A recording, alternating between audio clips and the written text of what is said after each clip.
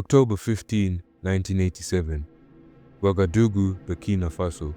A 38-year-old man enters a meeting inside the presidential compound. This man is Thomas Sankara. Sankara notices unusual movement. Armed soldiers were approaching the meeting room. At this moment, he realizes that they're after him. He turns to the people in the room and says, "Stay calm. It is I they are coming for." Moments later, gunfire erupts. The president is dead. The coup is over moments after it had begun. This is the story of why Thomas Sankara was eliminated. When Sankara became president in 1983, he did something odd. Something that's not common for presidents to do. He decided to live like his citizens. No private jets, no mansions, no fancy long motorcades. He kept it simple. He even cut his own salary. Officials were even forced to declare their assets.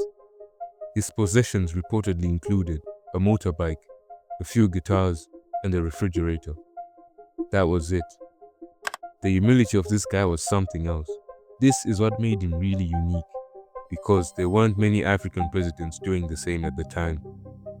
He made corruption impossible to justify, and that was just the start of it. His revolution moved really fast. He didn't believe in slow reform. In just 4 years, he achieved impressive feats. He boosted the country's literacy rate from 13% in 1983 to 73% by 1987, an increase of 60%. He redistributed land from elites to peasants. He even renamed the country in the process. He did it all, but in the process made enemies. When revolutions take place, it's not only policies that change. The people who matter also change. Traditional chiefs, businessmen, military officers, they were losing their influence and power. And when people lose power, they rarely accept it peacefully. But that wasn't the main focus. His focus was on making his country independent of Western countries. He openly attacked the IMF and World Bank, labeling African debt as a new form of colonialism. He told African leaders that if Burkina Faso alone refuses to pay the debt, he would not be there at the next conference. He knew what would happen, but he just wanted to make Africa independent. He just wanted to make Africa stop begging foreign powers and consume what they produce. This stance made him unpopular outside Burkina Faso. Neighbors feared his influence and saw him as a threat, because he was an example of how a leader should lead, that a leader could say no, that a country could reject dependency. And this didn't help his case much, because by 1987, he was isolated. No strong allies, no powerful friends. He was vulnerable to threats.